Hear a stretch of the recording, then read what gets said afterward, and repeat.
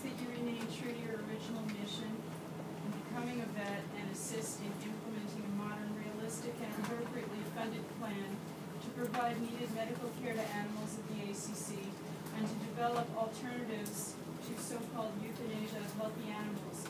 Perhaps it would behoove each of you to reread Animal Farm by George Orwell. Thank you. Hi, yes, I'm going to be real quick. I'm an ex-employee. I worked at the shelter from 79 to 86 when it was under ASPCA control. I also worked at animal control in 95 and 96. I really want to have a dialogue with Julie Banks going forward because I'm an employee. I did every position in that place, from kennel person to management. And I'm also a member in Queens, and we don't even have a shelter. But I'm really disturbed that things that are going on in the shelter has been happening since the 70s. I don't know what kind of volunteers you're looking for. I was in charge of 100 volunteers. I read articles in the paper where every time you get a good man or a woman, they become a good volunteer, they get close to helping an animal, and then for some reason, you wind up firing them for whatever. I don't understand it. I don't know what you're looking for. If people are upset, oh, it's a kill shelter, well then so be it. We all know it's a kill shelter. But the point is, management should be on our side. I would like to see you people go on TV, go on the radio, and talk about the people that turn in their mothers and their fathers, and the puppies and the kittens, where you know damn well if they weren't pregnant, they wouldn't bring it in, and talk about those people. Because those are the ones that we should be talking about. But all I see is, for decades now, is management fighting the public. And all I know is I'm a public person. I pay my taxes. I pay everybody's salary in here, even though I lost my job. But I'm going to be 60, and I'm really upset what's going on with animal control. I know you lost $1 million. But if management would change their ways, you may get a rich person out there to give you $1 million. I don't mean to pick on Julie, but I do have good ideas, and I would like to meet with her once a month to just get a dialogue across. One thing is, on the intake form, do you ask where the animal came from? 9 times out of 10, they're going to come from either pet shop via puppy mills, or they're going to come from backyard breeding. We don't hear of any of that stuff. All we hear about in the New York Post and Daily News is animal control fighting with the public. It's got to stop. This has been going on since the 70s. I've seen it all. It really has to change. We have to work together. But you know what? This is not a big problem. I don't know why you people have this problem with rescue people. And believe me, if they think they had it tough, I had it tough in the 70s. I couldn't have animals rescued out. So I don't understand why there's a problem. This is very simple. We should be able to save as many animals as we can, go to good homes. I know we want to try to get to zero population. I hope nobody feels like, oh my God, we won't need a shelter. We need a shelter. I have no clean shelter. But please, I beg you, just Julie opens up your mind and heart. Let's have a dialogue. I've done every position in that shelter. I know exactly what's going on now. And yeah, we're disgruntled. We're all disgruntled because we're upset with what we saw. And I'm reading things, and you can't hide it. The computer speaks the truth. I didn't have a computer in the 70s, the 80s, and 90s. But you read the stories now, you got to read it. Okay. Please, please, I beg you. Yes, ma'am. Thank you. Thank you. My name is Kay Riviello. I'm from the New York Animal Rights Alliance America, a new group that has just formed over the past year. Good afternoon to everyone. I am so happy to see everyone here. That means that people are coming together, and we might have changes coming. On June 4th, it was a Saturday, in Washington Square at the Dog Run, we had a protest and demonstration against animal care and control to demand, to fill out, to sign a personal declaration. And I will read it as follows. We declare, there's 300 people signed it, and I'd like to give this copy to Ms. Bank. We declare that we absolutely no longer will tolerate the slaughter of innocent, sweet, defenseless dogs and cats in the city of New York.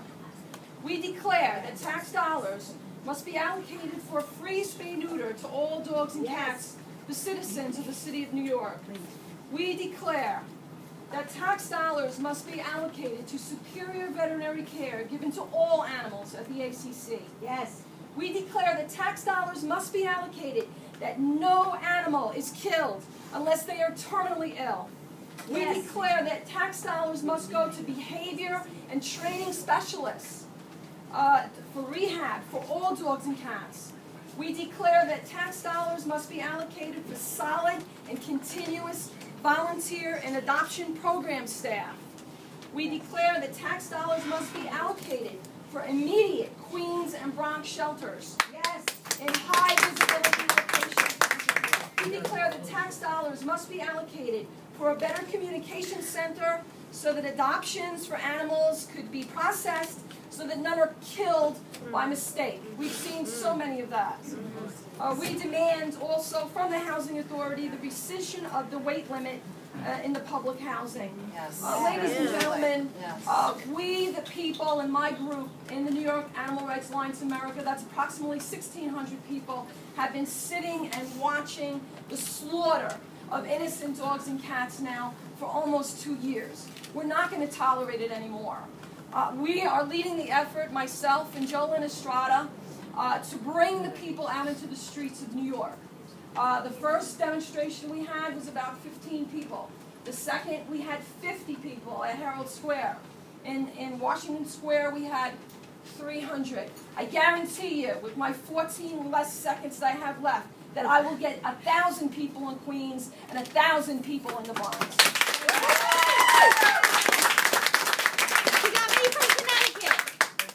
It stands farther than New York. I have a question for you, Julie. You got here, took an entire year to regurgitate the New Hope manual. I asked you this question at the last board meeting. How many New Hope groups have been accepted since you got here? We asked you this last time, you weren't able to answer it. I'm looking for an answer this time.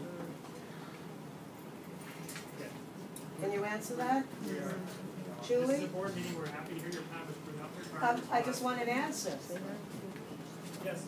That's the answer. Hi, my name is Sheila Mann, and I just want to say that there was a lot of fallacies that were told in the very first part of this meeting. Louder. I live in New York, but I would also work with a shelter down in New Jersey called St. Hubert's. They're an excellent shelter. I asked St. Hubert's, would you please take some of the animals that are on death row at the CACC and take them? They said, we have tried numerous times. We have called them. They have said, yes, come up. We'll gladly give you animals. And then we get there, and nobody knows who the hell we are or why we're there, and the animals aren't there. They've said they've done that 3 times, and they will not do it again. 3 times they sent up a truck to rescue animals, and 3 times the CACC flipped them the bird and gave them no animals, and to be sure those animals were put to sleep. Okay? So don't tell me that you people are adopting animals out. And if animals are getting adopted out, they're not getting adopted out, they're being rescued by rescue people. These people have no money. They spend every single last penny on food and care for the animals because you are not doing it. Okay? Don't tell us this crap. I'm sick of it. Christine. Dr. Farley, hi. I'm Esther Kozlow from Shelter Reform Action Committee. I'm going to ask the board a series of questions. I know you don't answer questions, but they have to be asked. So bear with me. Dr. Farley, as Health Commissioner, when are you going to obey the law and build the shelters in the Bronx and Queens? Dr. Farley, as head of the ACC board and as head of the new fundraising committee, how much money have you raised? Not much, really. $26,000 at the spring fling. Well, I figure in 70 to 80 years, the ACC will make back the money you took away from the ACC, meaning $1.5 million. And who is forcing you to give some of that money back? Somebody in city government is making you, Dr. Farley, do what you don't want to do, which is to start giving back money to the ACC. It wasn't your idea. Dr. Farley, what would you do if a hospital, because the Department of Health is in charge of all the hospitals in the city, didn't have a medical director, had 2 doctors on staff, and 1 registered nurse? Wouldn't you close that hospital?